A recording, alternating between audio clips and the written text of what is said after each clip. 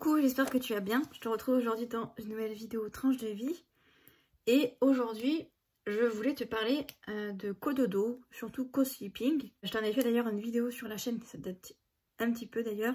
Mais là où je voulais t'en faire une vidéo tranche de vie, c'est parce qu'en fait, je suis sur plusieurs groupes, entre autres, et je suis également sur un groupe de pratique de cododo, on va dire. Et il y a eu une publication d'une jeune femme qui a un enfant de 18 mois. Et elle disait sur sa publication qu'elle avait énormément de remarques par rapport au fait qu'elle pratiquait le cododo avec son enfant, que ça la gênait énormément. Et du coup, elle demandait sur le groupe, en fait, si on n'avait pas des preuves scientifiques ou alors, voilà, des petites choses à dire pour essayer de contrer un petit peu ce que disaient les gens, parce qu'elle en avait clairement marre, en fait. Et elle voulait juste, on va dire, un peu faire fermer, clapper à toutes ces personnes de son entourage qui lui faisaient des réflexions par rapport au fait que son enfant dormait encore avec elle. J'ai laissé un commentaire sous cette publication en lui disant qu'en fait, eh ben, moi, mes enfants donc ont 4 ans et 2 ans et qu'ils sont toujours en cododo ou plutôt co-sleeping. Là, c'était plutôt du co-sleeping, hein, comment elle en parlait. C'est vrai qu'on englobe le cododo et le co-sleeping ensemble, même si bon, c'est un petit peu différent. Mais bon, bref, moi, ça fait 4 ans et 2 ans. Enfin, mes enfants ont 4 ans et 2 ans et ils sont toujours en co-sleeping, ils dorment avec moi. Et que moi, j'en étais arrivée à un stade, en fait, je m'en bats les couilles de ce que les gens disent. Et très clairement, j'en suis arrivée à un stade, en fait, où je ne parle plus du fait que mes enfants dorment avec moi. Je ne parle plus du fait que j'allaite encore ma fille. Tous ces sujets-là qui sont un petit peu sensibles, de toute façon, tous les sujets qui touchent à la parentalité de près ou de loin, c'est un petit peu des sujets sensibles parce que les gens ont l'impression qu'on touche un peu leur manière de faire, qu'on touche leur ego.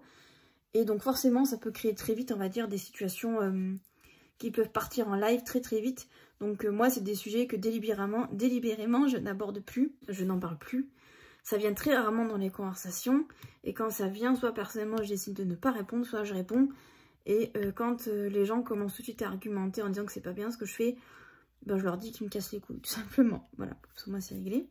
Et du coup, je lui disais dans mon commentaire que j'avais remarqué que depuis que j'étais solo, depuis que j'étais toute seule, en tout cas on va dire officiellement, eh bien en fait, je n'avais plus de réflexion, ou pratiquement plus, contrairement à avant, ou quand j'étais encore avec mon ex, on me faisait en permanence des réflexions sur le fait de ben comment on faisait finalement, parce que ben on était un couple et que on pouvait pas dormir, enfin en tout cas moi je ne pouvais pas dormir avec mes enfants, puisque pour rappel, mon ex-mari, en fait, dormait, on va dire, dans son lit, si je veux dire ça, plutôt dans notre lit. Et moi, je dormais avec les enfants. Et donc, du coup, ce qui a fait, on va dire, réagir sur cette publication, c'est le fait que je dise que depuis que j'étais solo, et ben en fait, j'avais plus de réflexion.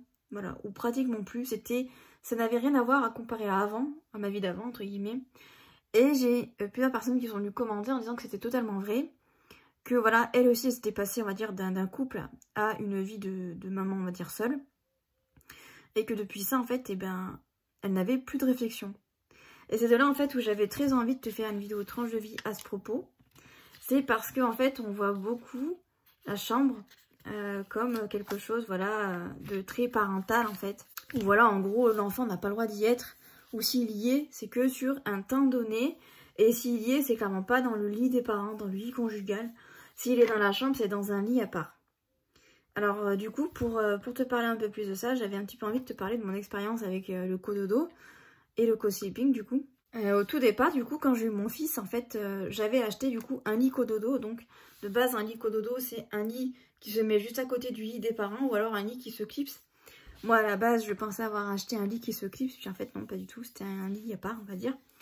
Et mon fils a dormi très peu de temps dedans parce qu'en fait, il ne supportait pas voilà, le fait de dormir entre guillemets loin de moi, même s'il n'était pas si loin que ça. Mais quand on sait que voilà, il a passé 9 mois in utero, on va dire, où on ne faisait qu'un finalement, et tout d'un coup en fait où il sort, on va dire, de tout ça, et ben c'est beaucoup de chamboulement pour lui et il était clairement pas prêt.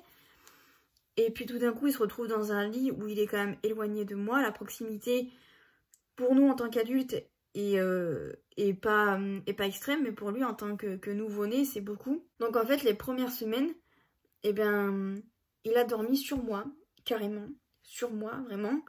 C'est-à-dire qu'en fait, je dormais très mal, puisqu'en fait, ben, il ne supportait même pas d'être juste à côté de moi, en fait. C'était extrêmement compliqué pour moi de dormir.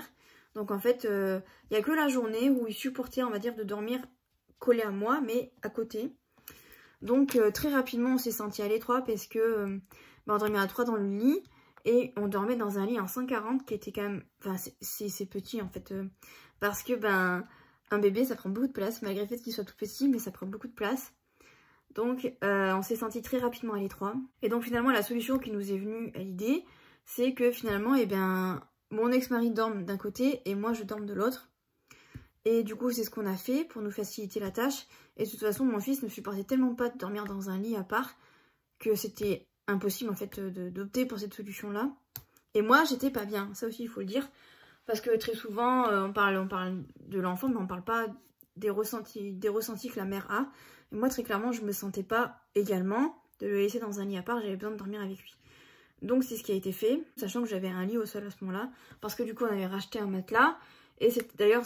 Le lit au sol, surtout d'un lit en 140, je le conseille pas forcément. Entre autres pour une question d'hygiène, parce que un matelas ça a besoin de respirer, c'est pour ça aussi qu'il y a des lattes sous un sommier. Donc bon, bref, c'est pas quelque chose que je te conseille, mais bon, bref, voilà. Mais bon, voilà, mon ex-mari voulait pas dormir avec nous, ça encore une fois, c'est un choix que lui-même a fait. Donc il dormait, on va dire, dans son coin et moi dans le mien, et ça nous allait très bien comme ça. Et il faut savoir que c'est quelque chose qui est de plus en plus fréquent de faire chambre à part avec son conjoint. C'est pas quelque chose d'utopique, hein. C'est pas également quelque chose de bizarre de dormir avec son enfant dans le même lit et également qu'il y ait son conjoint et d'autres enfants. Dans certains pays, c'est la norme. Dans l'Union européenne, c'est quelque chose qui est complètement, qui dépasse clairement l'entendement pour la plupart des gens, où il y a encore trop ce rapport de dire que c'est la chambre parentale, c'est la chambre du couple. Il y a un peu une dimension également, donc, alors que voilà, dans les pays par exemple comme le Japon ou les pays nordiques, c'est quelque chose qui est totalement normalisé, c'est totalement normal de dormir avec ses enfants jusqu'à ce que les enfants soient prêts à partir du lit et aillent dans leur chambre. Donc bon bref, nous on a opté pour cette solution-là. Et voilà, moi au bout d'un moment, je me sentais, on va dire, prête à laisser mon fils dormir, on va dire, seul.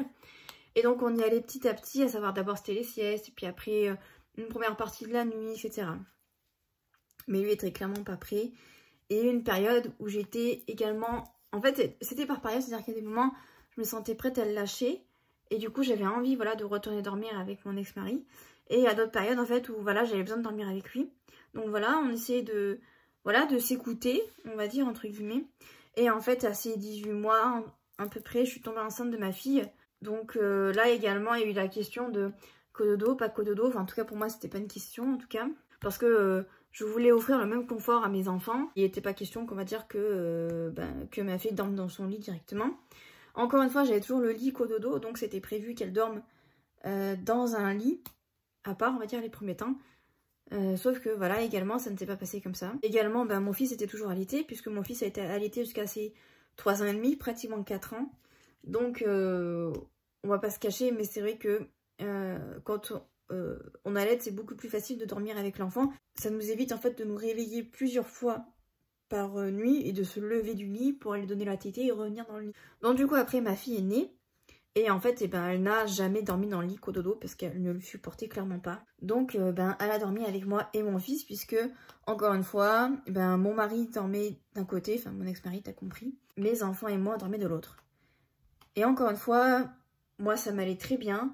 Et puis voilà, comme mon ex-mari travaillait et qu'il se levait quand même très tôt parce qu'il travaillait quand même assez loin, voilà, j'avais pas très envie de le réveiller avec mes allers-retours. Et c'est vrai que quand je suis tombée enceinte de ma fille, tout de suite les premières questions c'est « Ah mais comment vous avez fait sachant que moi je dormais avec mon fils, etc. » Franchement, les gens qui se permettent ce genre d'intrusion, genre comme si finalement...